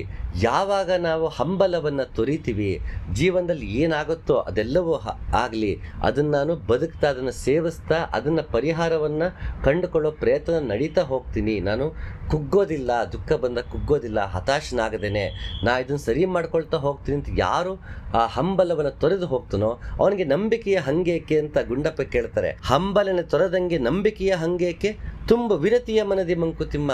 ನಾನು ಮನಸ್ಸಲ್ಲಿ ಆ ವಿರತಿಯನ್ನು, ಅದೇನಾಗುತ್ತೋ ಆಗಲಿ ಜೀವನದಲ್ಲಿ, ಅದು ಎದುರಿಸ್ಕೊಂಡು ನಾನು ಹೋಗ್ತೀನಿ ಅಂತ ಹೋಗೋನಿಗೆ ನಂಬಿಕೆ ಅವಶ್ಯಕತೆ ಇಲ್ಲ. ಅಲ್ಲೂ ಹೋಗಿ ಅಲ್ಲೆಲ್ಲ ಪೂಜೆ ಮಾಡಿಸಿದ್ರೆ ಹಂಗಾಗತ್ತಂತೆ, ಈ ಜ್ಯೋತಿಷತ್ರ ಹೋಗಿ ಒಳ್ಳೇದಾಗತ್ತಂತೆ, ಅಲ್ಲಿ ನಾವು ವ್ರತ ಮಾಡಿ ಆಗತ್ತಂತೆ ಅಂತ. ಅದರಿಂದ ನಾವು ಯಾಕೆ ನಂಬ್ತೀವಿ ಅಂದರೆ ನಮ್ಗೆ ಅಷ್ಟು ಸಮಸ್ಯೆ ಇರುತ್ತೆ ಜೀವನದಲ್ಲಿ. ಅದನ್ನು ಮನುಷ್ಯ ಪ್ರಯತ್ನದಿಂದ ಸರಿ ಮಾಡ್ಕೊಳ್ಳೋಕೆ ಆಗದಿರೋ ಅಂಥ ಒಂದು ಹತಾಶೆ ಹಂತಕ್ಕೆ ನಾವು ತಲುಪಿದಾಗ ಖಂಡಿತ ನಾವು ಮತ್ತೊಂದು ಶಕ್ತಿಯ ಹಿಂದೆ, ನಂಬಿಕೆ ಆಚರಣೆಗಳಿಂದ ಹೋಗ್ತೀವಿ. ಆಗ ಅದು ವ್ರತ ಮಾಡಿಸ್ದೆ, ಹೋಮನ ಮಾಡಿಸ್ದೆ, ಅದು ಯಾಕಪ್ಪ ನಂಗೆ ಸರಿ ಹೋಗ್ತಿಲ್ಲ ಅಂತ ಒದ್ದಾಡ್ತಿರ್ತೀವಿ. ಇದು ಹಾಗಂತ ನಾವು ವ್ರತ ಮಾಡಿದಾಗಲ್ಲ ಮತ್ತೊಂದು ಮಾಡಿದ ತಕ್ಷಣ ಮನಸ್ಸು ಸರಿ ಹೋಗ್ಬಿಡುತ್ತೆ ಅಂತಲ್ಲ, ಜೀವನದಲ್ಲಿ ಪರ್ಮನೆಂಟಾಗಿ ಎಲ್ಲ ದುಃಖಗಳು ಹೋಗ್ಬಿಡುತ್ತೆ ಅಂತ ಅಲ್ದಿರೋದ್ರಿಂದ ಅದೊಂದು ಪರ್ಮನೆಂಟ್ ಸೊಲ್ಯೂಷನ್ ಅಲ್ಲ. ಇದು ಮಾಡಿಸ್ಬಾರ್ದು ನಾ ಹೇಳ್ತಿಲ್ಲ, ಅಂಥವೆಲ್ಲ ಪರ್ಮನೆಂಟ್ ಸೊಲ್ಯೂಷನ್ ಅಲ್ಲ. ಒಂದು ಸಮಸ್ಯೆಗೆ ಒಂದು ವ್ರತ ಆದರೆ ಮತ್ತೊಂದು ಸಮಸ್ಯೆ ಮತ್ತೊಂದು ವ್ರತ, ಹೀಗೆ ಮಾಡ್ತಕ್ಕೆ ದುಃಖದಿಂದ ನಾವು ದೂರ ಹಾಕೋದಕ್ಕೆ ಪ್ರಯತ್ನ ಪಡ್ತಾ ಇರ್ತೀವಿ. ಯಾವಾಗ ಜೀವನದ ಸುಖ ದುಃಖಗಳು ಬರ್ತಾನೆ ಇರುತ್ತೆ, ಹೋಗ್ತಾನೆ ಇರುತ್ತೆ, ನಾ ಅದಕ್ಕೆ ಅಂಟಿಕೊಳ್ಳದೆ ಬದುಕೊಂಡು ಮಾಡ್ಕೊಂಡು ಹೋಗಬೇಕು. ಇದೆಲ್ಲ ಜೀವನದಲ್ಲಿ ಸಾಮಾನ್ಯ ಅನ್ನೋ ಒಂದು ಯಾವಾಗ ಹಂತಕ್ಕೆ ತಲುಪ್ತೀವಿ ಆಗ ನಮಗೆ ನಂಬಿಕೆಯ ಹಂಗು ನಮಗೆ ಇರೋದಿಲ್ಲ. ಹಂಬಲನೆ ತೊರೆದಂಗೆ ನಂಬಿಕೆಯ ಹಂಗೇಕೆ ತುಂಬು ವಿರತಿಯ ಮನದಿ ಮಂಕುತಿಮ್ಮ. ಆ ರೀತಿ ನಾವು ನಂಬಿಕೆಯನ್ನುವ ಹಂಗನ್ನು ತೊರಿತೀವಿ, ನಾವು ನಮ್ಮಲ್ಲೇ ಸ್ಥಿರವಾಗ್ತೀವಿ. ಭಗವಂತ ಹೇಗಿದ್ರೂ ನನ್ನ ನೋಡ್ಕೋತೀನಿ, ಅದು ಮಿಕ್ಕಿದಲ್ಲಿ ಅವನಿಗೆ ಬಿಟ್ಟಿದ್ದು ಅಂತ ಅವನಿಗೆ ಶರಣಾಗಿ ಬದುಕ್ತೀವಿ. ಆಗ ಅದು ನಿಜವಾದಕ್ಕೂ ಭಗವಂತನಲ್ಲಿ ಶರಣಾಗತಿ, ಭಗವಂತನಲ್ಲಿ ನಿಷ್ಕಲ್ಮಶವಾದ ಪ್ರೇಮ ನಮಗೆ ಮೂಡೋದಕ್ಕೆ ಸಾಧ್ಯ. ಆಗ ಮಾತ್ರ ನಮಗೆ ಭಗವಂತ ಒಲಿಯೋದಕ್ಕೆ ಸಾಧ್ಯ. ದೊರೆಗೆ ನೀಂ ಭಿನ್ನಯಿಸಿ 108 ಬಯಕೆಗಳ ಸರಿ ತನಗೆ ತೋರ್ದನಿ ತನ್ ಅದರೊಳವ ನೀವಂ ಅರೆಕೆ ಎಲ್ಲವ ನಡೆಸಿದರೆ ದೊರೆಯ ಸುಳ್ಳ ಹೊನೆ ಕರುಣೆ ನಿರ್ಬಂಧವೇ ಮಂಕುತಿಮ್ಮ. ದೊರೆಗೆ ರಾಜನಿಗೆ 108 ಬಯಕೆಗಳನ್ನ ನಾವು ಇಡ್ತೀವಿ, ಅದು ಬೇಕು ಇದು ಬೇಕು ಅಂತ ರಾಜನಿಗೆ ಬೇಡಿಕೆ ಇಡ್ತೀವಿ. ಅದರಲ್ಲಿ ಯಾವುದೋ ಒಂದನ್ನು ಮಾತ್ರ ಪೂರೈಸ್ತಾನೆ. ಸರಿ ತನಗೆ ತೋರ್ದಿತನ್ನ ಅದರೊಳವ ನೀವಂ, ಅವನಿಗೆ ಯಾವುದು ಸರಿ ಅನ್ಸುತ್ತೆ ಅದನ್ನು ನೀಡ್ತಾನೆ. ನಾನೇನೋ 108 ಕೇಳ್ಬಿಡ್ತೀನಿ ರಾಜನಿಗೆ, ಅದು ಬೇಕು ಇದು ಬೇಕು, ನಾನೇನೋ 108 ಕೇಳ್ಬಿಡ್ತೀನಿ. ಆದರೆ ಅದರಲ್ಲಿ ಯಾವುದು ಸರಿ ಯಾವ್ದು ತಪ್ಪು ಯಾವುದು ಸೂಕ್ತ ಅಂತ ನೋಡಿ ಒಂದನ್ನು ಕೊಡ್ತಾನೆ. ಆ 108 ಕೇಳಿದ ಅಷ್ಟು ಬೇಡಿಕೆಯನ್ನು ಅವನು ಫುಲ್ಫಿಲ್ ಮಾಡಲ್ಲ, ಯಾವುದೋ ಒಂದನ್ನು ಮಾಡ್ತಾನೆ ದೊರೆ. ಅರೆಕೆ ಎಲ್ಲವ ನಡೆಸದಿರೆ ದೊರೆಯ ಸುಳ್ಳ ಹೊನೆ ಕರುಣೆ ನಿರ್ಬಂಧವೇ ಮಂಕುತಿಮ್ಮ. ಎಲ್ಲ ಇಟ್ಟಿದ್ದ ಅರಿಕೆಗಳನ್ನೆಲ್ಲ ಬೇಡಿಕೆಗಳನ್ನ ಪ್ರಾರ್ಥನೆಗಳನ್ನ ಅವನು ಪೂರೈಸಿಲ್ಲ ಅಂದ ತಕ್ಷಣ ಅವನು ದೊರೆ ಸುಳ್ಳವನಾಗ್ಬಿಡ್ತಾನ. ಕರುಣೆ ನಿರ್ಬಂಧವೇ ಮಂಕುತಿಮ್ಮ ಅಂದರೆ ಕರುಣೆ ಅಂದರೆ ಭಗವಂತ, ನಾನು ಕೈ ಮುಗಿತೀನಿ, ನಾನು ಈ ವ್ರತ ಮಾಡ್ತೀನಿ, ನಾನು ಮೆಟ್ಲತ್ಕೊಂಡೇ ಹೋಗ್ತೀನಿ, ಉರುಳು ಸೇವೆ ಮಾಡ್ಕೊಂಡು ಹೋಗ್ತೀನಿ, ನನಗೆ ಒಳ್ಳೇದು ಮಾಡಪ್ಪ ಅಂದರೆ ಹೀಗೆ ಮಾಡಿದ್ರೇ ಕರುಣೆ ತೋರದ ಭಗವಂತ. ಇಲ್ಲ ತೋರಲ್ವಾ? ಕರುಣೆಗೆ ಇದೇ ನಿರ್ಬಂಧ ಏನಾರು ಇದೆಯಾ? ಹೀಗೆ ಮಾಡೋಕ್ಕೆ ಭಗವಂತ ಕರುಣೆ ತೋರ್ತಾನೆ, ಹಾಗೆ ಮಾಡೋಕ್ಕೆ ಕರುಣೆ ತೋರ್ತಾನೆ ಭಗವಂತ ಅಂತಿದೆಯಾ? ಅವನ ಕರುಣೆ ತೋರೋದು ಅವನಿಗೆ ಬಿಟ್ಟಿದ್ದು. ಅವನಿಗೆ ಯಾವಾಗ ಬೇಕೋ ಹೇಗೆ ಬೇಕೋ, ನಮಗೆ ಯಾವಾಗ ಸೂಕ್ತವಾದ ಸಮಯ, ನಾವು ಯಾವಾಗ ಯೋಗ್ಯರಾಗಿದ್ದೇವೆ ಅಂತ ನೋಡ್ಕೊಂಡು ಅವ್ನು ಕರುಣೆ ಮಾಡೇ ಮಾಡ್ತಾನೆ. ಕರುಣೆಗೆ ನಿರ್ಬಂಧನೆಗಳಿಲ್ಲ, ಹೀಗೆ ಮಾಡಿದ್ರೆ ಕರುಣೆ ಮಾಡ್ತಾನೆ, ಹಾಗೆ ಮಾಡೋಕ್ಕೆ ಕರುಣೆ ತೋರಿಸ್ತಾನೆ, ನಿರ್ಬಂಧನೆಗಳಿಲ್ಲ ಅಂತ ಗುಂಡಪ್ಪ ನಮಗೆ ಹೇಳ್ತಾ ಇದ್ದಾರೆ. ಸರಿ, ನಾವು ಯಾಕೆ ಕೇಳಬಾರ್ದು ಭಗವಂತನ? ಪ್ರಾರ್ಥನೆನೇ ಮಾಡಬಾರ್ದು ಅಂದರೆ ಹೇಗೆ ಸಾಧ್ಯ? ಮನುಷ್ಯ ಯಾಕೆ ಪ್ರಾರ್ಥನೆ ಮಾಡಬಾರ್ದು? ಪ್ರಾರ್ಥನೆ ಅಂದರೆ ನಾವು ಕೇಳ್ಕೊಳ್ಳೋದು, ದೇವರೇ ಅದು ಮಾಡಪ್ಪ ಇದು ಮಾಡಪ್ಪ ಅಂತ ಕೇಳ್ತೀವಲ್ಲ. ನಾವು ನಾಮಸ್ಮರಣೆ, ಗುಣಗಾನ ಮತ್ತು ಪ್ರಾರ್ಥನೆ ಇವು ಮೂರಕ್ಕೂ ನಮಗೆ ವ್ಯತ್ಯಾಸ ಗೊತ್ತಿಲ್ಲ, ಅರ್ಥ ಗೊತ್ತಿಲ್ಲ. ನಾವು ಬೇಡಿಕೆ ಇಡ್ತೀವಲ್ಲ ಭಗವಂತನಿಗೆ, ಅದು ಕೊಡಪ್ಪ ಇದು ಕೊಡಪ್ಪ ಅಂತ. ಈ ಬೇಡಿಕೆಯನ್ನೇ ಪ್ರಾರ್ಥನೆ ಅನ್ಕೋತೀವಿ, ಈ ಬೇಡಿಕೆ ಗುಣಗಾನ ಅನ್ಕೋತೀವಿ, ಬೇಡಿಕೆಯೇ ನಾಮಸ್ಮರಣೆ ಅನ್ಕೋತೀವಿ. ಅಲ್ಲ, ಈ ನಾಮಸ್ಮರಣೆ ಆಗಲಿ, ಗುಣಗಾನ ಆಗಲಿ, ಪ್ರಾರ್ಥನೆ ಆಗಲಿ, ಇದರ ಹಿಂದೆ ನಮ್ಮ ಬೇಡಿಕೆ ಇರುತ್ತೆ. ನಿನ್ನ ಗುಣಗಾನ ಮಾಡಿದ್ದೀನಿ, ನನಗೆ ಇಂಥದ್ದು ಕೊಡು, ಇಂಥ ಗುಣಗಾನ ಮಾಡಿ, ಇಂಥ ನಾಮಸ್ಮರಣೆ ಮಾಡಿದ್ದೀನಿ, ನನಗೆ ಅಂಥದ್ದು ಕೊಡು, ನಿನ್ನ ಪ್ರಾರ್ಥನೆ ಮಾಡಿದ್ದೀನಿ ಇಂಥದ್ದು ಕೊಡು ಅಂತ ಕೊನೆ ಅಷ್ಟೆಲ್ಲ ಮಾಡಿ ಕೊನೆಗೆ ನಾನು ನೋಡಿ ನಿಂಗೆ ಇಷ್ಟು ಪ್ರಾರ್ಥನೆ ಮಾಡೋದಲ್ವಾ, ಇಷ್ಟು ಗುಣಗಾನ ಮಾಡೋದಲ್ವಾ, ನಂಗೆ ಒಳ್ಳೇದು ಮಾಡು. ಸೊ ನಾನೇನೋ ಕೊಟ್ಟೆ, ನೀ ನನಗೇನೋ ಕೊಡು, ವರ್ತಕನ ಮಾತಾಯಿತು ನಿನ್ನ ದಯೆಯಲ್ಲಿ ಅಂತ ಕೇಳಿದ ಹಾಗೆ ಓಮರ್ ಖಯಾಮ್, ನಾವೇನೋ ಕೊಟ್ವಿ ನೀನು ನನಗೆ ವಾಪಸ್ ಕೊಡು. ಕರುಣೆಗೆ ನಿರ್ಬಂಧ ಹಾಕ್ತೀವಿ ನಾವು. ನಾನು ಇಂಥ ವ್ರತ ಮಾಡಿದ್ದೀನಿ, ಇದಕ್ಕೊಂದು ಸಂಕಲ್ಪ, ಇದಕ್ಕಿದು ಮಾಡಿಕೊಡು ಅಂತ ಹೇಳ್ತೀವಿ. ಅದಕ್ಕಲ್ಲಿ ಕೃಷ್ಣಾರ್ಪಣ ಮಸ್ತು ಅಂತ ಪ್ರತಿ ಬಾರಿ ಹೇಳ್ತೀವಲ್ಲ, ಅದು ಮರ್ತು ಬಿಡ್ತೀವಿ. ನಿನ್ನ ಹೆಗಲಿನ ಹೊರೆಯ ದೈವ ಭುಜಕ್ಕೇರಿಸುವ ಸನ್ನಾಹ ಸಾಗೀತೆ ದೈವ ಒಪ್ಪೀತೆ ಮನ್ನಿಸಲಿ ವಿಧಿ ನಿನ್ನ ಬೇಡಿಕೆಯ ಭಿನ್ನಿಸಲಿ ನಿನ್ನ ಬಲವನ್ನು ಮೆರೆಸೋ ಮಂಕುತಿಮ್ಮ. ನಮ್ಮ ಜೀವನದ ಹೊರೆಯನ್ನ, ಭಾರವನ್ನ ದೇವ್ರ ಮೇಲೆ ಯಾಕೆ ಹಾಕ್ತೀಯ? ಇನ್ನೊಂದು ಕಗ್ಗದಲ್ಲಿ ಹೇಳ್ತಾರೆ, ತನ್ನ ಶಿಲುಬೆಯನ್ನು ತಾನೇ ಹೊತ್ತನಲ್ಲ ಗುರು ಏಸು ಅಂತ ಹೇಳ್ತಾರೆ. ತನ್ನ ಶಿಲುಬೆಯನ್ನು ತಾನೇ ಹೊತ್ತ ಏಸು ಅಣ್ಣ ಬಾ ತಮ್ಮ ಬಾ ಎಂದಳುವುದೇಕೋ ಅಂತ ಇನ್ನೊಂದು ಕಗ್ಗದಲ್ಲಿ ಕೇಳ್ತಾರೆ. ನಾವು ನಮ್ಮ ಚಿತೆ ನಾವೇ ಹೊತ್ಕೊಂಡು ಹೋಗ್ಬೇಕು, ನಮ್ಮ ಜೀವನದ ತಾಪದಲ್ಲೇ ನಮ್ಮ ಚಿತೆಯನ್ನು ಸುಡಬೇಕು, ಚಿಂತೆಯನ್ನು ಸುಡಬೇಕು ಅಂತ ಗುಂಡಪ್ಪ ಹೇಳ್ತಾರೆ. ನನ್ನ ಜೀವನದ ಭಾರವನ್ನು ದೇವ್ರ ಮೇಲೆ ಯಾಕೆ ಹಾಕಬೇಕು? ಹಾಕೋ ಅವಶ್ಯಕತೆ ಇಲ್ಲ. ಮನ್ನಿಸಲಿ ವಿಧಿ ನಿನ್ನ ಬೇಡಿಕೆಯ ಭಿನ್ನಿಸಲಿ ನಿನ್ನ ಬಲವನ್ನು ಮೆರೆಸೋ ಮಂಕುತಿಮ್ಮ. ನಿನ್ನ ಪ್ರಯತ್ನವನ್ನು ನೀನು ಮಾಡು, ನಿನ್ನ ಮನುಷ್ಯ ಪ್ರಯತ್ನ, ನಿನ್ನ ಜ್ಞಾನವನ್ನು ಬಳಸು, ನಿನ್ನ ಶಕ್ತಿಯನ್ನು ಬಳಸು, ನಿನ್ನ ಶ್ರದ್ಧೆಯನ್ನು ಬಳಸು ಅಂತ ಬಲವನ್ನು ತೋರಿ ನಿನ್ನ ಕೆಲಸವನ್ನು ನೀನು ಮಾಡು. ಕರ್ಮದ ಫಲವನ್ನು ಅಪೇಕ್ಷೆ ಮಾಡಬೇಡ. ನಿನ್ನ ಜೀವನದ ಭಾರವನ್ನೆಲ್ಲ ಭಗವಂತನ ಮೇಲೆ ಹಾಕಬೇಡ. ನಿನ್ನ ಭಾರವನ್ನು ನೀನೇ ಹೊತ್ಕೋ. ಹೇಗೆ? ತನ್ನ ಶಿಲುಬೆಯನ್ನು ತಾನೇ ಹೊತ್ತನಲ್ಲ ಗುರು ಯೇಸು. ಅವನ ಶಿಲುಬೆಯನ್ನು ಅವನೇ ಹೊತ್ಕೊಂಡು ಹೋದಂಗೆ ಜೀಸಸ್ಸು, ನಾವು ಕೂಡ ನಮ್ಮ ಹೊರೆ ಏನಿದೆ ಅದನ್ನು ನಾವೇ ಹೊರಬೇಕು ಅಂತ ಗುಂಡಪ್ಪ ಹೇಳ್ತಾರೆ. ಹಾಗೆ ಮುಂದಿನ ಕಗ್ಗದಲ್ಲಿ ಇನ್ನೊಂದು ರೀತಿ ಹೇಳ್ತಾರೆ, ಬೇಡದನು ಈವನು ಈಶ್ವರನೆಂಬ ನಚ್ಚಿಲ್ಲ, ಬೇಡಲು ಒಳಿತಾವುದೆಂಬುದರ ಅರಿವಿಲ್ಲ, ಕೂಡಿ ಬಂದುದನ್ನೇ ಅವನಿಚ್ಛೆ ಎಂದುಕೊಳ್ಳೆ ನೀಡುಗೆದೆ ಗಟ್ಟಿಯನ್ನು ಮಂಕುತಿಮ್ಮ. ನಾವು ಏನೇನು ಕೇಳ್ತೇವೋ ಎಲ್ಲನೂ ಒಳ್ಳೇದಾಗತ್ತೆ ಅಂತ ಹೇಳೋಕ್ಕಾಗಲ್ಲ. ನಾನು ಕಾರ್ ಬೇಡ್ತೀನಿ, ಕಾರ್ ಕೊಂಡ್ಕೊತೀನಿ, ಅದರಲ್ಲಿ ನನಗೆ ಆಕ್ಸಿಡೆಂಟು ಆಗ್ಬೋದು. ನನ್ನ ಮಗ ಚೆನ್ನಾಗಿ ಓದಿ ಡಾಕ್ಟರ್ ಆಗಬೇಕು, ಅವ್ನು ಫಾರಿನ್ಗೆ ಹೋಗ್ಬಿಡ್ಬೋದು. ಅಯ್ಯೋ ನನಗೆ ಹೊಂಟಿದ್ದೀನಿ, ಮಗ ಫಾರಿನಲ್ಲಿದ್ದೀನಿ ಅಂತ ಅಳೋರ್ನು ನೋಡಿದ್ದೀನಿ. ಹಾಗೆ ನಾವು ಏನು ಬೇಡ್ಕೋತೀವಿ ಅದು ನಮ್ಗೆ ಒಳಿತಾಗತ್ತೆ ಅಂತ ಹೇಳೋಕ್ಕಾಗಲ್ಲ. ಇವತ್ತು ನಮ್ಗೆ ಸುಖ ಅನ್ನಿಸ್ಬೋದು, ನಾಳೆ ಅದರಿಂದನೇ ದುಃಖ ಬರ್ಬೋದು. ನಮಗೆ ಗೊತ್ತಿಲ್ಲ ಯಾವುದರಿಂದ ಏನು ಒಳಿತಾಗತ್ತೆ ಅಂತ. ಹಾಗೆ ಅವ್ನು ಏನು ನಮಗೆ ನೀಡ್ತಾನೋ ಅದೇ ನಮ್ಗೆ ಒಳಿತು ಅಂದ್ಕೊಂಡು ಬದುಕಬೇಕು.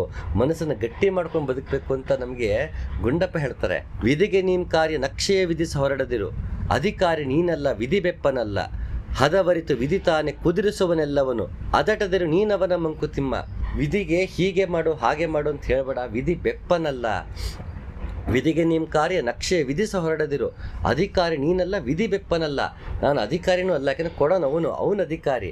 ವಿಧಿಯ ಮೇಸ್ತ್ರಿಗೆ ನೀನು ಮಂಕುತಿಮ್ಮ ಅಂತ ಇನ್ನೊಂದು ಕಡೆ ಗುಂಡಪ್ಪ ಹೇಳ್ತಾರೆ. ವಿಧಿ ಅವನ ಆರ್ಕಿಟೆಕ್ಟ್ ಅಂತೆ, ನಾವು ಮೇಸ್ತ್ರಿ ಅಂತೆ. ನಾವು ಮನೆ ಕಟ್ಟೋ ಕೆಲಸ ಅವನು, ಬಟ್ ಗ್ರ್ಯಾಂಡ್ ಆರ್ಕಿಟೆಕ್ಟ್ ಅವನದೇ ಆಗಿರುತ್ತೆ. ಹಾಗೆ ಅಧಿಕಾರಿ ನೀನಲ್ಲ ವಿಧಿ ಬೆಪ್ಪನಲ್ಲ. ವಿಧಿ ಏನು ಭಗವಂತ ಅಂತೀವಿ, ವಿಧಿ ಅಂತೀವಿ, ಏನಾದರೂ ಕರೀರಿ ಅದನ್ನು. ಅದು ದಡ್ಡ ಅಲ್ಲ, ಅದು ಪೆದ್ದ ಅಲ್ಲ, ಅದಕ್ಕೆ ಗೊತ್ತು, ಪೂರ್ಣತೆಯಲ್ಲಿ ನೋಡ್ತಿರುತ್ತೆ. ನಮ್ಗೆ ಯಾವುದು ಒಳ್ಳೆಯದು ಯಾವುದು ಕೆಡಕು ನಮಗಿಂತ ಚೆನ್ನಾಗಿ ಅವನು ಗೊತ್ತಿರುತ್ತೆ. ವಿಧಿ ಬೆಪ್ಪನಲ್ಲ, ಅಧಿಕಾರಿನೂ ನಾನಲ್ಲ, ನಾನು ಅಧಿಕಾರಿ ಅಲ್ಲ, ಅವನು ದಡ್ಡ ಅಲ್ಲ. ಅವನು ಯಾವಾಗ ಏನು ಕೊಡಬೇಕು ಕೊಟ್ಟೆ ಕೊಡ್ತಾನೆ. ಹದವರಿತು ವಿಧಿ ತಾನೆ ಕುದುರಿಸುವನೆಲ್ಲವನು. ಅವನು ಹದವರಿತು, ಯಾವಾಗ ನಾನು ಪಕ್ವವಾದ್ವಿ ಜೀವನದಲ್ಲಿ, ನಾವು ಯಾವಾಗ ಯೋಗ್ಯರಾದ್ವಿ ಅಂತ ನೋಡಿ, ಅದಕ್ಕೆ ಯೋಗ ಅಂತ ಹೇಳ್ತಾರೆ ನೋಡಿ. ಅವನಿಗೆ ಯೋಗ ಇದೆ, ಯೋಗ್ಯತೆ, ಯಾವಾಗ ಯೋಗ್ಯತೆ ಬರುತ್ತೆ ಆಗ ಯೋಗ ಬರುತ್ತೆ. ಯೋಗ್ಯತೆ ಇಲ್ಲದೆ ಯೋಗ ಬಂದಾಗ 3-4 ದಿನಕ್ಕೆ ಸರ್ಕಾರ ಬಿದ್ದೋಗ್ಬಿಡುತ್ತೆ. ನಾವು ನೋಡಿದ್ದೀವಿ ಅಂಥದ್ದನ್ನು. ಹಾಗೆ ನನಗೆ ಯೋಗ ಇರಬೇಕು ಮತ್ತು ಯೋಗ್ಯತೆ ಇರಬೇಕು. ಮುಂಚೆ ತಿನ್ನೋದಕ್ಕೆ ಕಷ್ಟ ಇರುತ್ತೆ, ಅದೇ ನಾವು ಚೆನ್ನಾಗಿ ದುಡಿತೀವಿ, ಆ ಟೈಮಲ್ಲಿ ನಮ್ಗೆ ದುಡ್ಡು ಬರುತ್ತೆ, ಮನೆಯಲ್ಲಿ ಎಲ್ಲವೂ ಸಮೃದ್ಧವಾಗಿರುತ್ತೆ. ಆಗ ಡಯಾಬಿಟಿಸ್ ಬಂತು ಮತ್ತೊಂದು ಬಂತು ಅಂದಾಗ ಅನ್ನನೇ ತಿನ್ನಬೇಡ ಅಂತಾರೆ. ಮನುಷ್ಯ ಜೀವನ ಪೂರ್ತಿ ಕಡಿಮೆ ತಿನ್ಕೊಂಡು ಮತ್ತೊಂದು ಮಾಡ್ಕೊಂಡು ಹಸುಕೊಂಡು ಎಲ್ಲವನ್ನೂ ಕೂಡಿಟ್ಟು ಕೊನೆಗೆ ಇದು ಮಾಡ್ತಾನೆ. ಯಾವಾಗ ಅವನು ಸಂಪತ್ತಲ್ಲಿ ಸಮೃದ್ಧಿ ಹೊಂದುತ್ತಾನೆ, ಆರೋಗ್ಯದಲ್ಲಿ ಕೊರತೆ ಕಾಣುತ್ತೆ. ಅವನು ಹೊಟ್ಟೆ ತುಂಬ ತಿನ್ನೋದಕ್ಕಾಗಲ್ಲ. ಡಾಕ್ಟರ್ ಅಂತ ಅದು ತಿನ್ಬಿಡಿ ಇದು ತಿನ್ಬೇಡಿ, ತುಂಬ ಹೊತ್ತು ಮಲಗಬೇಡಿ, ಮತ್ತೊಂದು ಮಗದೊಂದು ಹೇಳ್ತಾ ಹೋಗ್ತಾರೆ. ಹಾಗೆ ನನಗೆ ಯೋಗ ಮತ್ತು ಯೋಗ್ಯತೆ ಎರಡನ್ನೂ ಭಗವಂತನೇ ಕೊಡೋದು. ಆ ಯೋಗ್ಯತೆ ಯಾವಾಗ ಸಿಗುತ್ತೆ, ನಾನು ಕರ್ಮವನ್ನು ಮಾಡ್ಕೊಂಡು ಹೋದಾಗ, ನನ್ನ ಜೀವನದಲ್ಲಿ ಸುಖ ದುಃಖಗಳನ್ನು ಒಂದಾಗಿ ನೋಡ್ತಾ, ಆ ದುಃಖದಿಂದ ಪಾಠವನ್ನು ಕಲಿತಾ, ಸುಖದಿಂದ ನಾನು ಹಸನಾಗ್ತಾ ಹೋದಾಗ ನನಗೆ ಯೋಗ್ಯತೆ ತಾನಾಗೆ ಮೂಡುತ್ತೆ. ಯಾವಾಗ ಯೋಗ್ಯತೆ ಮೂಡುತ್ತೆ, ಹದವರಿತು ವಿಧಿ ತಾನೇ ಕುದುರಿಸುವನು, ಆಗ ನಮಗೆ ಯೋಗ ಕೊಟ್ಟೆ ಕೊಡ್ತಾನೆ. ಅಲ್ಲಿವರೆಗೂ ನಾವು ಯೋಗ್ಯರಾಗ್ತಾ ಹೋಗಬೇಕು, ಪಕ್ವರಾಗ್ತಾ ಹೋಗಬೇಕು, ನಾವು ಅದಕ್ಕೆ ಸಿದ್ಧರಾಗ್ತಾ ಹೋಗಬೇಕು ಅನ್ನೋದು ಗುಂಡಪ್ಪನ ಆಶಯ. ಸಾಮಾನ್ಯ ರೂಪದಲ್ಲಿ ಸಂಸಾರಿ ವೇಷದಲ್ಲಿ ಸ್ವಾಮಿ ನಿನ್ನೆಡೆಗೆ ಬರಬಹುದು ವರ ನೀಡಿ, ಮೈಮೆ ಕಾಂಬಡು ನಿನಗೆ ಸಂಸ್ಕಾರವಿರಬೇಕು, ತಾಮಸಿಗೆ ವರವೆಲ್ಲಿ ಮಂಕುತಿಮ್ಮ. ಎಷ್ಟು ಸೊಗಸಾಗಿ ಹೇಳ್ತಾರೆ ನೋಡಿ. ಸಾಮಾನ್ಯ ರೂಪದಲ್ಲಿ ಸಂಸಾರಿ ವೇಷದಲ್ಲಿ ಹೇಗೆ ಬೇಕಾದ್ರೂ ಬರ್ಬೋದನು, ಅವನು ಸನ್ಯಾಸಿ ವೇಷದಲ್ಲೇ ಬರಬೇಕು ಅಂತಿಲ್ಲ. ದೇವರು 4 ಕೈಗಳಲ್ಲಿ ಶಂಖಚಕ್ರ ಗದೆ ಇಟ್ಕೊಂಡೆ ನಮ್ಮ ಜೀವನಕ್ಕೆ ಬರಬೇಕು ಅಂತಿಲ್ಲ. ಅವ್ನು ಬಂದ್ರೂ ಭಗವಂತ ಹೇಗಿದ್ದಾನೆ ಹಾಗೆ ಬಂದ್ರೆ ನಮ್ಗೆ ನೋಡೋಕ್ಕೂ ಗೊತ್ತಿಲ್ಲ. ಕೃಷ್ಣ ಅರ್ಜುನಿಗೆ ವಿಶ್ವರೂಪ ದರ್ಶನ ತೋರಿಸ್ತಾನೆ ಭಗವದ್ಗೀತೆಯಲ್ಲಿ, ಅಥವಾ ಕುರುಕ್ಷೇತ್ರದಲ್ಲಿ, ಕ್ಷಮಿಸಿ. ಆಗ ಅರ್ಜುನ ನನ್ನ ಕೈಲಿ ನೋಡೋಕ್ಕಾಗ್ತಲ್ಲಪ್ಪ, ನನಗೆ ಇದನ್ನು ಆ ವಿರಾಟ್ ಸ್ವರೂಪ ಏನಿದೆ ಅದನ್ನು ನನ್ನ ಕೈಲಿ ನೋಡೋಕ್ಕಾಗ್ತಾ ಇಲ್ಲ ಅಂತ ಭಿನ್ನವಿಸ್ಕೋತಾನೆ ಕೃಷ್ಣನ ಅರ್ಜುನ. ಯಾಕೆಂದರೆ ನಾನಾಗೆ ತೋರಿಸ್ತೀನಿ ನನ್ನ ರೂಪವನ್ನು ಅಂತ ಭಗವಂತ ಬಂದು ನೋಡೋದಕ್ಕೆ ಶಕ್ತಿ ನಮಗಿಲ್ಲ. ಹಾಗಾಗಿ ಅವನು ಸಾಮಾನ್ಯ ರೂಪದಲ್ಲಿ ಬರ್ತಾನೆ, ಯಾವುದೋ ಗೆಳೆಯನಾಗಿ ಬರ್ತಾನೆ. ಅಪರಿಚಿತ ಇದ್ದಕ್ಕಿದ್ದಂಗೆ ಇಲ್ಲಿಂದನೋ ಬಂದು ನಮಗೆ ಗಾಡಿ ಪಂಚರ್ ಟೈರ್ ಚೇಂಜ್ ಮಾಡಿಕೊಟ್ಟಿರ್ತಾರೆ, ಎಲ್ಲೋ ಪೆಟ್ರೋಲ್ ಹಾಕ್ಸ್ಕೊಟ್ಟಿರ್ತಾರೆ, ನಮಗೆ ಗೊತ್ತಿರೋದಿಲ್ಲ. ಯಾರೋ ಇಲ್ಲಿಂದನೋ ಬಂದು ದೇವ್ರು ಬಂದಾಗ ಬಂದ್ರಪ್ಪ ಅಂತ ನಾವು ಅಂತೀವಿ ಜೀವನದಲ್ಲಿ. ಹಾಗೆ ಸ್ವಾಮಿ ಹೇಗೆ ಬೇಕಾದ್ರೂ ಬರ್ಬೋದು. ಸಾಯಿಬಾಬಾರ ಕತೆ ಒಂದು ನೆನಪಾಗತ್ತೆ. ಒಬ್ಬ ಶ್ರೀಮಂತ ವ್ಯಕ್ತಿ ಬಾಬಾ ನೋಡೋಕ್ಕೆ ಅಂತ ಬಂದಿರ್ತಾನೆ ಶಿರಡಿಗೆ. ಬೆಳಗ್ಗೆಯಿಂದ ಕಾದು ಬಾಬಾ ಬರೋದೇ ಇಲ್ಲ, ಹೊರಟ್ಬಿಡ್ತಾನೆ ವಾಪಸ್ ಊರಿಗೆ. ಮತ್ತೊಂದಿನ ಮತ್ತೆ ಸಾಯಿಬಾಬಾ ಅವ್ರಿಗೆ ಸಿಗ್ತಾನೆ. ಬಾಬಾ ಬೆಳಿಗ್ಗೆಯಿಂದ ನಿನ್ನ ಕಾದೆ, ನನ್ನ ದರ್ಶನನೇ ಕೊಡ್ಲಿವಲ್ಲ ಅಂತ ಬಾಬಾಗೆ ಕೇಳ್ತಾನೆ. ಆಗ ಶಿರಡಿ ಬಾಬಾ ತುಂಬ ಅದ್ಭುತವಾಗಿ ಹೇಳ್ತಾರೆ, ನಾನು ನಾಯಿಯಾಗಿ ಬಂದೆ, ಒಂದು ರೊಟ್ಟಿ ಕೂಡ ಕೊಡಲಿಲ್ಲ, ಮುದುಕಿಯಾಗಿ ಬಂದೆ, ನನ್ನ ಭಿಕ್ಷೆ ಕೊಡದೆ ಹೋಗಂತ ಕಳಿಸ್ಬಿಟ್ಟೆ, ನಾನು ಹಲವು ರೀತಿಯಲ್ಲಿ ಬಂದೆ, ನಿನಗೆ ನೋಡೋಕೆ ಬರಲಿಲ್ಲಪ್ಪ ಅಂತ ಸಾಯಿಬಾಬಾ ಅಂತಾರೆ. ಅಂದರೆ ಗುರುವನ್ನು ಕಾಣುವುದಿದ್ದರೆ ಎಲ್ಲರಲ್ಲೂ ಕಾಣಬೇಕು. ಅವನೇ ನಿಜವಾದ ಶಿಷ್ಯನಾಗ್ತಾನೆ, ಅವನೇ ನಿಜವಾದ ಭಕ್ತನಾಗ್ತಾನೆ. ಭಕ್ತ ಯಾರು, ದೇವರನ್ನು ಮಾತ್ರ ಕಾಣೋನಲ್ಲ, ಎಲ್ಲರಲ್ಲೂ ದೇವರನ್ನು ಕಾಣೋ ನಿಜವಾದ ಭಕ್ತ. ಬರೀ ದೇವರನ್ನು ಕಾಣೋನು ಭಕ್ತನಾಗಲ್ಲ. ಅವನು ಹೆಚ್ಚು ಅಂದರೆ ಆಸ್ತಿಕನಾಗ್ತಾನೆ, ದೇವರಲ್ಲಿ ನಂಬಿಕೆ ಇಟ್ಟವನಾಗ್ತಾನೆ, ಹೊರತು ಭಕ್ತನಾಗಲ್ಲ. ಭಕ್ತನಾದವನು ಎಲ್ಲರಲ್ಲೂ ಭಗವಂತನ ಕಾಣ್ತಾನೆ, ಆಗ ಎಲ್ಲರಲ್ಲೂ ಭಕ್ತಿಯನ್ನೇ ಮಾಡ್ತಾನೆ. ಪ್ರತಿಯೊಬ್ಬರನ್ನು ಪ್ರೀತಿಸುವುದು ಭಗವಂತನ ಪ್ರೀತಿಯಾಗತ್ತೆ, ಪ್ರತಿಯೊಬ್ಬನಿಗೆ ಸಹಾಯ ಮಾಡೋದು ಭಗವಂತನಿಗೆ ಸೇವೆ ಆಗತ್ತೆ. ಪರೋಪಕಾರಂ ಇದಂ ಶರೀರಂ, ಈ ದೇಹ ಇರೋದೇ ಪರೋಪಕಾರಕ್ಕೆ ಅಂತ ಬದುಕಿದಾಗ ಪ್ರತಿಯೊಂದು ಕ್ಷಣವೂ ಭಗವಂತನ ಸೇವೆ ಆಗುತ್ತೆ, ಪ್ರತಿಯೊಂದು ಕ್ಷಣವೂ ಭಗವಂತನ ಭಕ್ತಿಯಾಗಿರುತ್ತೆ. ಹಾಗೆ ಮೈಮೆ ಕಾಂಬಡ ನಿನಗೆ ಸಂಸ್ಕಾರವಿರಬೇಕು, ತಾಮಸಿಗೆ ವರವೆಲ್ಲಿ ಮಂಕುತಿಮ್ಮ. ಹಾಗೆ ತಾಮಸಕ್ಕೆ ವರ ಇಲ್ಲ, ಭಗವಂತ ಒಲಿಯಲ್ಲ. ನಾನು ಸಾತ್ವಿಕನಾಗಬೇಕು, ಕನಿಷ್ಠ ಪಕ್ಷ ಗುಣಾತೀತನಾಗೋದಕ್ಕೆ ಸಾಧ್ಯ ಇಲ್ಲ ಅಂದರು. ಮನುಷ್ಯ ಕನಿಷ್ಠ ಪಕ್ಷ ಸಾತ್ವಿಕನಾಗಬೇಕು. ಆಗ ಸಂಸಾರಿ ವೇಷದಲ್ಲಿ ಸಾಮಾನ್ಯ ರೂಪದಲ್ಲಿ ಭಗವಂತ ನಮಗೆ ಬರ್ತಾನೆ. ನಮ್ಮ ಜೀವನದಲ್ಲಿ ಯಾರ್ಯಾರು ನಮಗೆ ಉಪಕಾರ ಮಾಡ್ತಾರೋ ಅವರೆಲ್ಲರೂ ನಮಗೆ ದೇವರಾಗ್ತಾರೆ. ನಮ್ಗೆ ನನಗೆ ಆವಾಗ ಯಾವ ಒಳಿತಾಗತ್ತೋ ಅದೆಲ್ಲ ಭಗವಂತನೇ ಆಗ್ತಾನೆ. ಭಗವಂತ ಒಳ್ಳೇದು ಮಾಡಲಿ ಕೆಟ್ಟದ್ದು ಮಾಡಲಿ, ನನಗೆ ಬದುಕೋದಕ್ಕೆ ಜೀವನ ಕೊಟ್ಟಿದ್ಯಾ, ಬದುಕೋದಕ್ಕೆ ಶಕ್ತಿ ಕೊಟ್ಟಿದ್ಯಾ, ಇದಕ್ಕಿಂತ ಹೆಚ್ಚಾಗಿ ನನಗೇನೂ ಬೇಡ. ನಾನು ಜೀವನವನ್ನು ನಿನ್ನ ನೆನಪಲ್ಲೇ ಸದಾ ನಿನ್ನ ಸೇವೆಯಲ್ಲೇ ತೊಡಗಿಸ್ಕೊಂಡಿರ್ತಿಂತ ಬದುಕಿದಾಗ ರಾಬಯ್ಯ ಏನು ಹೇಳಿದ್ಲು ಇಲ್ಲಿ, ರಾಜೇಂದ್ರ ಪ್ರಸಾದ್ ಅವರ ಕವನ ಏನಿದೆ ಪ್ರಾರ್ಥನೆ, ಆ ರೀತಿಯ ಬದುಕು ನಮ್ಮದಾಗತ್ತೆ. ಯಾವುದೇ ಅಪೇಕ್ಷೆಗಳಿಲ್ಲದೆ, ಯಾವುದೇ ನಿರೀಕ್ಷೆಗಳಿಲ್ಲದೆ ಬದುಕೋದಕ್ಕೆ ಸಾಧ್ಯ. ಅದಕ್ಕೆ ಕೃಷ್ಣ ಹೇಳೋದು, ನಿನ್ನ ಕರ್ಮಗಳನ್ನು ನೀ ಮಾಡೋ, ಫಲ ಅಪೇಕ್ಷೆ ಪಡಬೇಡ. ಫಲ ಪಡಬೇಡ ಅಂದರೆ ಏನೂ ಬೇಡಿಕೆ ಇಡಬೇಡ ನನ್ನ ಹತ್ರ. ನಿನ್ನ ಕೆಲಸ ನೀನು ಮಾಡ್ತಾ ಹೋಗು, ನಿನ್ನ ಜೀವನ ನೀನು ಮಾಡ್ತಾ ಹೋಗು, ಮಿಕ್ಕಿದ್ದನ್ನು ನಾನು ನೋಡ್ಕೊಳ್ತೀನಿ ಅಂತ ಕೃಷ್ಣ ಹೇಳ್ತಾ ಇದ್ದಾನೆ. ನಾವು ಕರ್ಮಯೋಗ ಅಂದ ತಕ್ಷಣ ಆ ಕರ್ಮಯೋಗ ಅಂದರೆ ಯಾವುದೇ ನಿರೀಕ್ಷೆಗಳಿಲ್ಲದೆ, ಯಾವುದೇ ಫಲ ಅಪೇಕ್ಷೆ ಅಂದರೆ ಬೇಡಿಕೆ ನಿರೀಕ್ಷೆಗಳಿಲ್ಲದೆ ನನ್ನ ಕೆಲಸವನ್ನು ಮಾಡ್ತಾ ಹೋಗೋದಾಗ, ಬದುಕನ್ನು ಬದುಕ್ತಾ ಹೋದಾಗ ನಮಗೆ ತಾನಾಗೇ ಅವನಿದ್ದಾನೆ, ಅವನನ್ನು ನೋಡ್ಕೋತಾನೆ ಅನ್ನೋದಲ್ಲ, ಭಗವಂತ ಇದ್ದಾನೆ ನೋಡ್ಕೋತಾನೆ ಅನ್ನೋದು ಕೂಡ ಅಪೇಕ್ಷೆನೇ ಆಗುತ್ತೆ, ನಂಬಿಕೆ ಆಗುತ್ತೆ. ಅವನಿದ್ದಾನೆ ಎನ್ನುವ ಒಂದು ಅರಿವು, ಅವನಿದ್ದಾನೆ ಎಂದು ನಾನು ಮಾಡುವ ಕೆಲಸವೆಲ್ಲವೂ ಭಕ್ತಿಯಾಗುತ್ತೆ. ಕರ್ಮಯೋಗ ಬೇರೆ ಅಲ್ಲ, ಭಕ್ತಿಯೋಗ ಬೇರೆ ಅಲ್ಲ. ಕರ್ಮಯೋಗದಲ್ಲಿ ನಡೀತಾ ಮೂಡುವುದು ಭಕ್ತಿ. ಯಾವುದೇ ಮಾರ್ಗದಲ್ಲಿ ಹೋದರೂ ಕೃಷ್ಣ ಹೇಳೋ ಕೊನೆಗೆ ಅವನು ಸ್ವೀಕರಿಸೋದು ಭಕ್ತಿಯನ್ನೇ. ಭಕ್ತಿ ಮಾರ್ಗದಲ್ಲಿ ಭಕ್ತಿ ಮಾಡ್ತೀವಿ, ಭಕ್ತಿ ಮಾರ್ಗದಲ್ಲಿ ಪ್ರಾರ್ಥನೆ, ಗುಣಗಾನ, ನಾಮಸ್ಮರಣೆ ಮಾಡ್ತಾ ನಮಗೆ ಭಕ್ತಿ ಮೂಡುತ್ತೆ, ಅದನ್ನು ಸ್ವೀಕರಿಸ್ತೇನೆ. ಕರ್ಮಯೋಗದಲ್ಲಿ ಫಲವನ್ನು ಅಪೇಕ್ಷೆ ಪಡದೆ, ನನಗೆ ಯಾವುದೇ ನಿರೀಕ್ಷೆಗಳಿಲ್ಲದೆ ಜೀವನದಲ್ಲಿ, ಯಾವುದೇ ನಿರೀಕ್ಷೆಗಳನ್ನು ಭಗವಂತನು ಇಟ್ಟುಕೊಳ್ಳದೆ ನನ್ನ ಬದುಕನ್ನು ಬದುಕೋದು ಕರ್ಮಯೋಗ. ಅದರಲ್ಲಿ ಅವನಿಗೆ ಎಲ್ಲವನ್ನೂ ನೋಡ್ಕೋತೇನೆ, ತಾನಾಗಿ ಅಲ್ಲೂ ಭಕ್ತಿ ಮೂಡುತ್ತೆ, ಅದನ್ನು ಭಗವಂತ ಸ್ವೀಕರಿಸ್ತೇನೆ. ಜ್ಞಾನಯೋಗದಲ್ಲಿ ನನ್ನ ಆತ್ಮ ಸಾಕ್ಷಾತ್ಕಾರವನ್ನೇ ಮಾಡ್ಕೊಳ್ತೀನಿ ಅಂತ ಹೋದಾಗ, ಆತ್ಮ ಸಾಕ್ಷಾತ್ಕಾರ ಮಾಡಿಕೊಂಡು ಬೆಳಕನ್ನು ಪ್ರಚೋದಿಸು ಅಂತ ಹೇಳಿ ಬೆಳಕನ್ನು ಕಂಡಾಗ ನಮಗಾಗತ್ತಲ್ಲ ಆನಂದ, ಅದು ಭಕ್ತಿ ಆಗುತ್ತೆ. ಅದನ್ನು ಕೊನೆಗೆ ಕೃಷ್ಣ ಸ್ವೀಕರಿಸ್ತಾನೆ. ಎಲ್ಲ ಮಾರ್ಗಗಳಲ್ಲೂ ಕೊನೆಗೆ ಮೂಡುವುದು ಭಕ್ತಿಗೆ, ಅದನ್ನೇ ಕೊನೆಗೆ ಭಗವಂತ ಸ್ವೀಕರಿಸೋದು. ಹಾಗೇನು ಅದಕ್ಕೆ ಕೃಷ್ಣ ಹೇಳೋದು, ನನಗೆ ಇಲ್ಲಿ ಏನೇ ಮಾರ್ಗದಲ್ಲಿ ಬಂದರೂ ಕೊನೆಗೆ ನನಗೆ ಭಕ್ತಿಯೇ ಸ್ವೀಕರಿಸೋದು.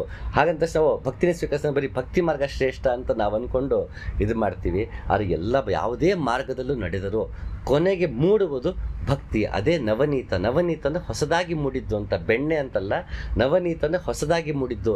ನನ್ನ ಜೀವನವೆನ್ನುವ ಈ ಮೊಸರೇನಿದೆ, ಮಜ್ಜಿಗೆ, ಅದನ್ನು ಕಡಿಬೇಕು. ನನ್ನ ಚಿತ್ತವನ್ನು ಎಲ್ಲೂ ಅಲ್ಲಾಡಿಸದೆ, ಅಲ್ಲೇ ನನ್ನ ಹೃದಯ ಸಾಗರದಲ್ಲಿ ನನ್ನ ಚಿತ್ತವನ್ನು ಇಟ್ಟು ಅಲ್ಲಿ ಕಡೆದಾಗ ಅಲ್ಲಿ ಹೊಸದಾಗಿ ಮೂಡುತ್ತಲ್ಲ ಬೆಣ್ಣೆ, ಹೊಸದಾಗಿ ಮೂಡುತ್ತಲ್ಲ ನವನೀತ, ಅದೇ ಭಕ್ತಿ. ಆ ಭಕ್ತಿನ ನಾನು ಮೂಡಿಸಿದ್ದೀನಿ, ಆದರೆ ಅವ್ನು ಬಂದು ತೊಗೊಂಡೋಗೋದು ನಮಗೆ ಗೊತ್ತಾಗಲ್ಲ. ಹಾಗಾಗಿ ಆತ ನವನೀತ ಚೋರ. ಭಕ್ತಿಯನ್ನು ನಾನು ಅವನಿಗಿಂತ ಭಕ್ತಿ ಮಾಡ್ತೀನಿ, ಅವ್ನು ಸ್ವೀಕರಿಸೋದ್ನು ಇಲ್ವೋ ನಮಗೆ ಗೊತ್ತಾಗಲ್ಲ. ಅವ್ನು ಸುಮ್ಮನೆ ಸ್ವೀಕರಿಸ್ತಾನೆ, ನಮಗೆ ಗೊತ್ತಿಲ್ಲದೆ ಅವ್ನು ತೊಗೊಂಡು ಹೋಗೋದ್ರಿಂದ ಅವನು ಕಳ್ಳ ಆಗ್ತಾನೆ. ಹಾಗಾಗಿ ಅವನು ಕೃಷ್ಣ ನವನೀತ ಚೋರ ಆಗ್ತಾನೆ. ಹಾಗೆ ಎಲ್ಲರಲ್ಲೂ ಅಂತಹ ಭಕ್ತಿ ಮೂಡಿ ಎಲ್ಲರೂ ಕಳ್ಳತನಕ್ಕೆ ಒಳಗಾಗಲಿ ಅನ್ನೋದೇ ನನ್ನ ಆಸೆ.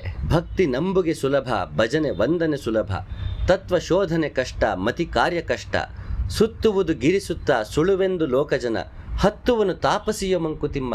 ನಾವು ಭಕ್ತಿ ಹೆಸರಲ್ಲಿ ಪೂಜೆ ಮಾಡ್ತೀವಿ, ವ್ರತ ಕೈಗೊಳ್ತೀವಿ, ದೇವಸ್ಥಾನಗಳಿಗೆ ಹೋಗ್ತೀವಿ, ಭಜನೆ ಹೆಸರಲ್ಲಿ ನಮ್ಮದೇ ಒಂದು ಗುಂಪು ಮಾಡ್ಕೊಂಡು ಕೂತ್ಕೊಂಡು ತಾಳ ತಂಬೂರಿ ತಟ್ಟಿ ಭಜನೆ ಮಾಡಿಬಿಡ್ತೀವಿ. ತತ್ವ ಶೋಧನೆ ಕಷ್ಟ, ಇಂಥವೆಲ್ಲ ಸುಲಭ. ನಾವು ದೇವಸ್ಥಾನಕ್ಕೆ ಹೋಗಿ ಬರೋದು ಸುಲಭ, ವ್ರತಗಳು ಆಚರಿಸ್ಬಿಡೋದು ಸುಲಭ, ಭಜನೆ ಮಾಡೋದು ಸುಲಭ. ತತ್ವ ಶೋಧನೆ ಕಷ್ಟ. ಭಜನಾ ಮಂಡಳಿಯಲ್ಲಿ ಭಜನೆ ಮುಗಿದ ತಕ್ಷಣ ಕಂಪ್ಲೇಂಟ್ ಮಂಡಳಿ ಆಗ್ಬಿಟ್ಟಿರುತ್ತದು.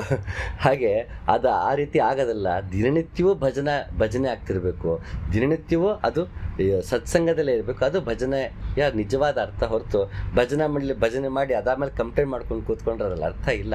ಅದು ಸುಲಭ, ಸುಮ್ಮನೆ ಭಜನೆ ಮಾಡಿಬಿಡೋದು ಸುಲಭ.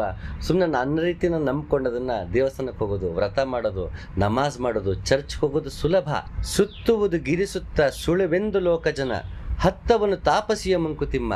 ಬೆಟ್ಟನ ಸುತ್ತೋದು ಸುಲಭ ಅಂತೆ. ಆ ಬೆಟ್ಟಕ್ಕೆ 108 ಸಲ ಸುತ್ತಬಿಟ್ರೆ, ಹುಣ್ಣಿಮೆಗೆ ಆ ಬೆಟ್ಟ ಸುತ್ತಬಿಟ್ರೆ ನಮಗೇನೋ ಒಳ್ಳೇದಾಗತ್ತೆ, ಅದು ಸುಲಭ ಅಂತೆ. ಅದು ಮಾಮೂಲಿ ಜನ ಮಾಡುತ್ತದೆ. ಬೆಟ್ಟ ಹತ್ತುವನು ತಾಪಸಿ. ನಾನು ಆ ಬೆಟ್ಟವನ್ನೇ ಹತ್ತಬೇಕು.